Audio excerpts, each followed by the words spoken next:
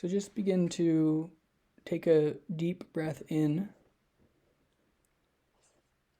with an awareness that you're gonna take back a part of your mind and your body so it can be used the way you consciously want it to be used, and no longer have the subconscious do it the way it used to do. And I want you to notice with clarity that the subconscious mind is trainable. And we know this by the simple example of someone moving to a new place, a new town, new home. And in the beginning, they have to use a map to get to the grocery store. And probably the first 4 or 5, maybe even 10 times, they're using the map. But then pretty quickly, they find that they're able to be on the phone while eating a snack, while thinking about something they want to do later in the day, and they just arrive at the store. The subconscious has learned what it needs to do, and it does it automatically. That is the beauty of the subconscious mind. The challenge lies in when we've trained through powerful experiences repeated over time, we've trained the subconscious mind to do a negative emotion automatically, even if the scenario doesn't warrant it. So I'd like you to begin to imagine that you, your spirit, your energy floats out of your physical body. And I want you to imagine that you are sitting across from your physical body and you're able to see yourself.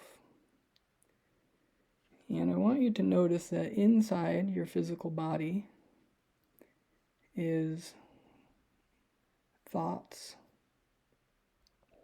beliefs, interpretations, perspectives, desires, fears.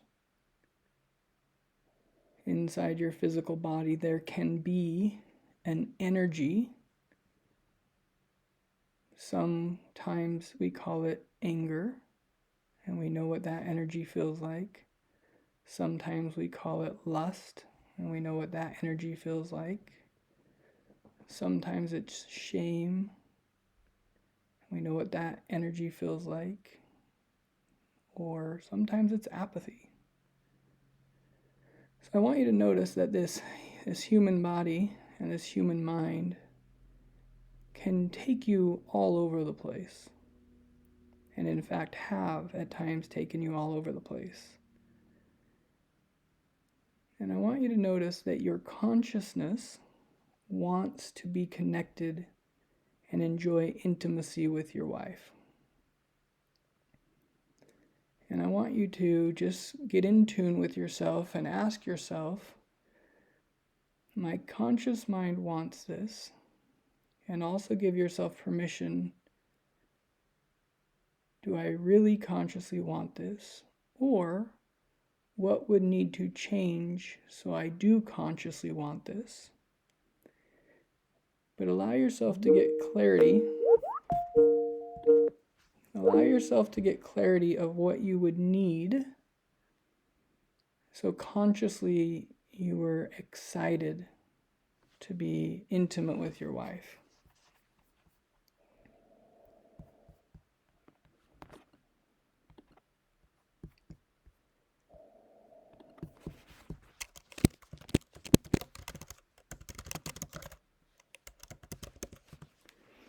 And then I want you to look back at this physical body. And I want you to imagine that in this moment you notice that your conscious mind came out of your body with your spirit. Your subconscious mind was left in the body. And as if you're some sort of scientist or biologist, I want you to imagine that you can, with a lens, peek into the subconscious, and you can see what it is believing and feeling about sexual intimacy.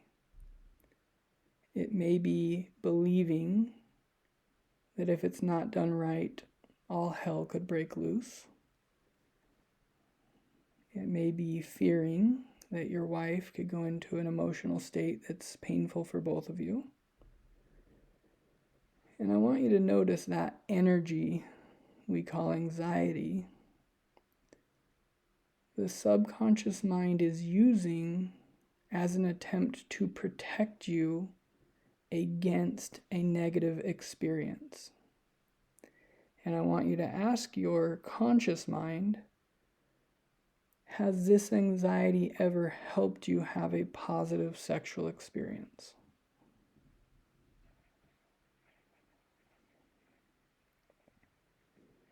Has this anxiety allowed you to perform the way you want and to help your wife feel the way she wants? Or does this anxiety, in fact, create the very thing that it's trying to protect against?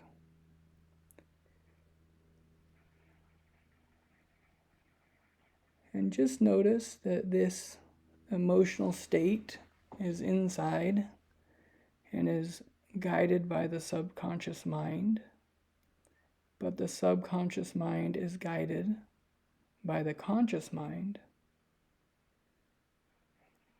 and the subconscious mind can be guided by our spirit. So I'd like you to imagine that you, conscious Michael, can float back into the past to the point where your subconscious mind was trained to dump anxiety in response to the opportunity to be sexual. And you may notice several experiences, but allow your subconscious mind to quickly bring you to a memory or a symbolic place where you're aware of the time that your subconscious mind, in essence, said, okay, I've got it. When we think about being sexual, I'll bring up these memories and these fears, just like you've done over and over with your conscious mind. And so you're consciously aware now that this doesn't serve you or your relationship. And so allow you, your higher self, your conscious mind, to speak to your subconscious mind and your body, where your emotions are, and simply let your subconscious mind and your body know we enjoy intimacy with Teresa. It is arousing. She is attractive. I no longer need anxiety to protect me, because anxiety doesn't actually protect me or my marriage. In fact, anxiety creates the exact opposite of what I want, which is love and connection. And begin to imagine that you're training into your subconscious mind the clarity that excitement is the proper emotion and thought process when it comes to being intimate with your wife. Noticing that when you bring excitement, both emotionally and physically, it pleases her, which pleases you, which pleases her, which pleases you. Isn't that right? Yes, it is. So with a confidence that you, the higher aspect of you, the conscious choice aspect of you can choose to feel excited and aroused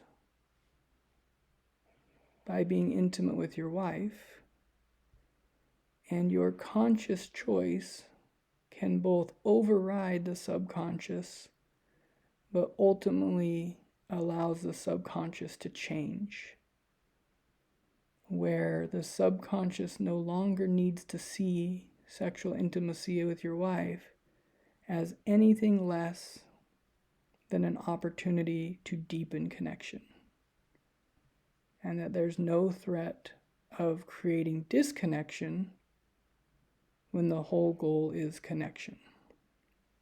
Isn't that right? Yes, it is. Good. So now what I'd like you to do is I'd like you to imagine that you lock this into the subconscious mind and you lock it into the body. The subconscious mind and the body are assets to us, even though sometimes they don't feel like that.